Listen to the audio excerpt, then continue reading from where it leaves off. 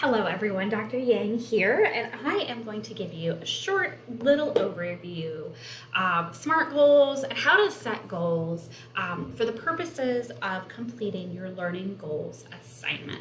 So what I would encourage you to do is while you are listening to this, pull up that learning goals assignment and so that you can sort of look at this as we talk through how to set those SMART goals. So as you may recall, for that learning goals assignment, first you're going to give me a cover page that has your name, your agency information, supervisor, kind of all of that good stuff.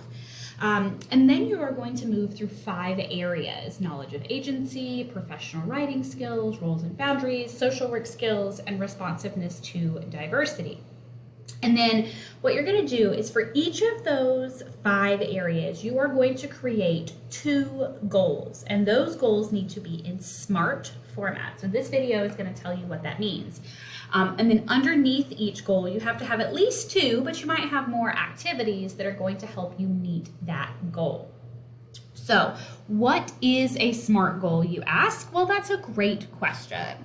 A SMART goal is simply a goal that meets these 5 criteria. So it has to be specific, measurable, achievable, realistic, and timely. So what this means is for a SMART goal, you are going to write things that are very clear, very tangible. They are things that I could measure or observe. They are things that you have the authority to do. They are things that you could realistically do within the scope of your agency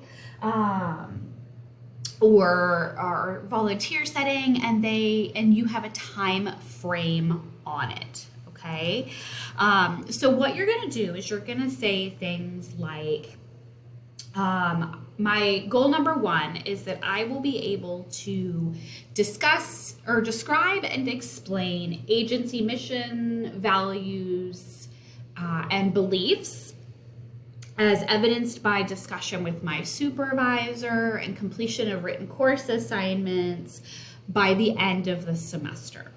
Okay, so what you want to do is you want to think about first, what is my specific goal? What do I want to be able to do? And that's the S in that SMART goal. And then from there, you want to think about, how can I make this measurable? How would somebody else know that I have accomplished this goal? So typically what that means is that you're going to have to do or produce something that other people could see. So whether that's you're going to have your supervisor observe you facilitating a discussion with a client, you're going to have a conversation with your supervisor about something, you're going to link some of your goals to our course assignment. That's a really great way to do that. So I will be able to demonstrate proper documentation of a client interaction as evidenced by successful completion of our case note assignment by, whatever the due date is. I don't remember off the top of my head. So you really want to make sure that you have something specific, right? Not, I will be competent. That's not specific. We can't say I will be competent because we don't have any way to measure that. So you really want to think about those things. Now, achievable and realistic, those are more gut level checks for you. This isn't something that will show up in the verbiage of that SMART goal. You want to make sure that when you're crafting a goal, you keep in mind, is it something that you can do and is it realistic? So you're not going to tell me that you're going to complete a comprehensive psychological intake because it's not achievable because you don't have a license and you can't do that. It's also not realistic to assume that you would do that at this level in your education. So you really want to kind of use the A and the R as gut level checks for yourself when you are creating these goals. And then timely basically means that when you create that SMART goal on that learning goals assignment, that you have a deadline written into that goal, whether that's the end of the semester, whether you link it to an assignment due date, whatever that may be. So you want to make sure that for all of your goals, right? So for each of those 5 knowledge areas, you will have 2 goals. So you will have 10 goals total.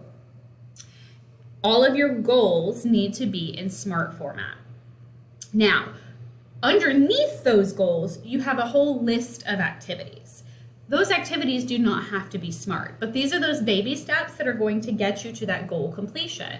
So if your goal is that you will be able to fluently discuss your agency's values, mission, and purpose, as evidenced by conversation with your supervisor by the end of the semester, then things that you would need to do include reading the mission statement, reading the purpose, understanding agency values, interviewing colleagues to understand how they make sense of their beliefs and values. Look at founding documents. If they're grant funded, they'll have some of this in the original grant. And so what are all of those intermediate steps that you will have to take to ensure that you are able to complete this SMART goal? You have to have at least 2 activities for each goal. So you'll have at least 20 activities, but you may have many more depending on the depth and nature of that particular goal. So again, this assignment is going to be really tailored to your placement. It's going to be something that's highly individualized to you and the areas of growth that you see in yourself. But this is also an assignment that folks really struggle with because that SMART format can be a little bit challenging. So give yourself lots of time to think through this and complete it. But please know it's not an exam. If you have questions, if you have concerns, you are more than welcome to reach out to me as you craft this document. And also remember, it's pass-fail. So as long as you turn it in and have made a sincere effort, then you will get your points, but you will get a lot of feedback from me and opportunities to correct it. Happy goal writing. I'll see everybody soon. Take care. Bye-bye.